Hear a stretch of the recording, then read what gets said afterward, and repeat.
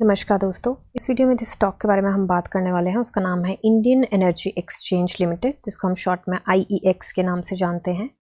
ये स्टॉक 231 के प्राइस पे ट्रेड कर रहा है। मार्केट में फ्राइडे को इसने 2.64% का अप मूव दिया था। मार्केट कैप हो गई है इसकी 20,629 करोड़ की। प्रोमोटर होल्डिंग 0 है। बुक वैल्यू 10.60 है। डिविडेंड यील्ड 1.08% है। फेस वैल्यू 1 है। अभी के लिए देखें तो ये स्टॉक 50 एंड 200 दोनों DMA से ऊपर ट्रेड कर रहा है, जो कि एक अच्छी बात है। पी रेशो मीडियन से थोड़ी सी ऊपर है 5 ईयर्स के टाइम स्पेन पे, एंड 1 मंथ पे देखें तो भी छोटू सी ऊपर है, तो इतनी कोई दिक्कत परेशानी की बात नहीं है। ग्रॉस प्रॉफिट मार्जिन यहाँ पे 100 पे इंटैक्ट है। Sales quarter on quarter increase हुई थी। अभी के लिए आ गए हम इसके चार्ट पे देखिए सबसे पहले तो देखेंगे हम RSI इसका 75.91 पे है, एंड काफ़ी हाई स्टेज पे इस टाइम पे RSI इसका ट्रेड कर रहा है। तो इसका जो मैक्सिमम यहाँ पे रिसेंटली RSI गया था 2023 दिसंबर में, वो गया था 79.47 के आसपास, और वहीं से इसने रिवर्सल लिया था और नीचे भी हुआ। आज भी यही हुआ, तो इसी के आसपास इसका मैक्सिमम RSI अभी तक गया है। ये वाला जो गया है 2021 में गया है, एंड ये गया था अराउंड 87 के आसपास। तो इसके आसपास थोड़ा सा इस RSI पे नजर रखें। और ये एक्सेप्शन एरियाज भी होते हैं, यहाँ पे 89 के आसपास गया था, तो एक्सेप्शनल केस भी है जब इतना हाई चला जाता है। बट हो सकता है, ज़रूरी नहीं है कि ये एक्सेप्शन इस टाइम नहीं हो सकती, बिल्कुल हो सकती है, बट थोड़ा सा इस चीज़ का ध्यान रखें। अभी जो स्टॉक ट्रेड कर रहा है वो अपनी रेजिस्टेंस 2 के ऊपर ट्रेड कर रहा है, एंड ये इसकी रेजिस्टेंस 3 है। तो यहाँ तक के हम मंथ एंड के टारगेट लेके चले हैं, एंड इस टारगेट को अचीव करने के लिए हमें 6 डेज हैं हमारे पास, एंड टारगेट की वैल्यू देखें तो 238 के आसपास के हम टारगेट लेके चले हैं 6 डेज के लिए। अभी के लिए चलते हैं वीकली चार्ट पे हम। वीकली चार्ट पे देखिए इसकी RSI जो है 75.50 पे है, काफ़ी हाई है इस टाइम पे RSI। स्टॉक डेफिनेटली बायर्स के हाथ में लग रहा है। अभी के लिए एक बार चलते हैं इसकी मंथली RSI के ऊपर। तो मंथली RSI फिर भी ठीक है, यहाँ पे 89.51 पे है, हालांकि ये भी उस जोन के आसपास है, बट फिर भी यहाँ पे ठीक है। थोड़ा सा मैं इसको RSI के लेवल्स को यहाँ पे थोड़ा सा करेक्ट करना चाहूँगी। यहाँ पे बेसिकली जो मैं लेके चलती हूँ वो डिफरेंट सेटिंग्स हैं। तो यहाँ पे हमारा रहता है 80, यहाँ पे हमारा रहता है 60, एंड यहाँ पे हमारा रहता है 40। मेरे लिए ये एनालिसिस फिट बैठती है, आपके लिए हो सकता है कोई डिफरेंट एनालिसिस फिट बैठती हो। तो अभी के लिए ये है। मंथली RSI के पास अभी हेडरूम काफ़ी है, एंड अभी चलेंगे हम वीक के चार्ट पे।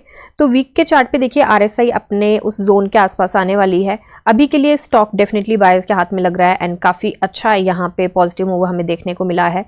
तो अभी के लिए आगे हम डेली चार्ट पे, एंड डेली चार्ट पे देखिए RSI जो यहाँ पे देख लेते हैं थोड़ा सा भी, ये RSI का लेवल हमने करेक्ट किया है, तो इसके लेवल्स तो यहाँ पे बिल्कुल जब ये 80 के आसपास जाती है तो रिवर्सल ये जरूर लेती है। इस बार भी कुछ वैसा सा ही यहाँ पे देखने को मिला, इसने रिवर्सल लिया, फिर उसके बाद RSI ऊपर गई। तो अभी के लिए चलते हैं इसके BSE पे।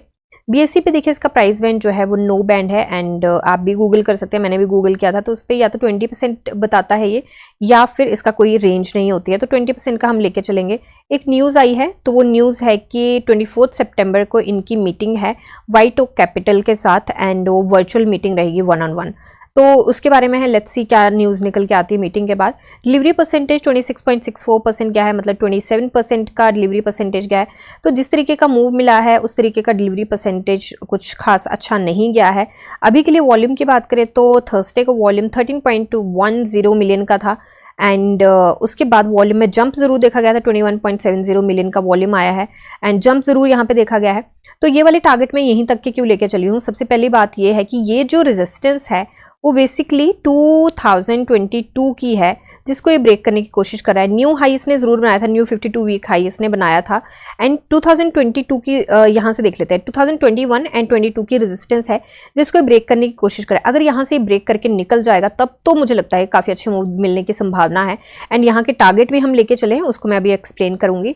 तो यहाँ पे इस रेजिस्टेंस को ब्रेक करना बहुत जरूरी है, जो कि है रेजिस्टेंस 3।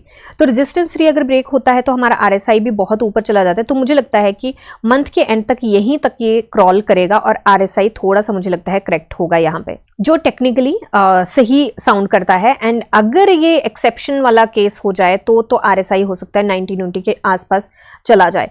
ठीक है, तो अभी के लिए मुझे लगता है कि अगर शॉर्ट टर्म की फ्रेश एंट्री बनानी चाहिए तो थोड़ा सा इस चीज़ को ध्यान में रख के बनानी चाहिए। एंड ये जो हमारे टारगेट हैं 262 के जो टारगेट चले हैं वो टारगेट्स रिवाइज किए गए हैं एंड ये लेके चली हूँ मैं अक्टूबर एंड के। मुझे लगता है अक्टूबर एंड तक ये हो सकता है, पिविट भी यहाँ पे चेंज हो जाएगा, इसके रेजिस्टेंस एंड सपोर्ट्स भी चेंज हो जाएंगे नेक्स्ट मंथ में, एंड क्वार्टर भी खत्म हो रहा है, तो उसके बाद देखते हैं कि कहाँ तक फिर मूव कर सकता है। बट अभी के लिए मुझे लगता है कि RSI को थोड़ा सेटल होना जरूरी बनता है, क्योंकि यहाँ तक के मूव तो ये फिर भी RSI इतनी हाई तो मुझे लगता नहीं है कि जा सकती है, बट जाने को जा भी सकती है, थोड़ा सा सेटल होकर फिर से वापसी अगर करे तो जा भी सकती है। तो अभी के लिए फ्रेश एंट्री की बात करूँ तो मुझे लगता है कि थोड़ा सा शॉर्ट टर्म के लिए तो थोड़ा सा बच के चलना चाहिए, क्योंकि 2.75% के मूव बनते हैं यहाँ तक के जो हम टारगेट लेके चले हैं 238 का, एंड ये रेजिस्टेंस 3 है, इसको ब्रेक करके अगर निकल जाता है और सस्टेन कर देता है तो मुझे लगता है यहाँ तक के हम टारगेट अचीव कर सकते हैं। 262 का टारगेट लेके चले हैं एंड ये अक्टूबर एंड का है, और यहाँ तक पहुंचने के लिए हमें 13.24% के, मतलब 14% राउंड फिगर में लगा लेते हैं, 14% के मूव की जरूरत है। ठीक है, तो ये मेरी एनालिसिस है, बाय सेल होल्ड की कोई रिकमेंडेशन नहीं है, आप अपनी एनालिसिस कीजिए, जानी समझे पढ़िए और फिर इन्वेस्ट करिए। Thank you.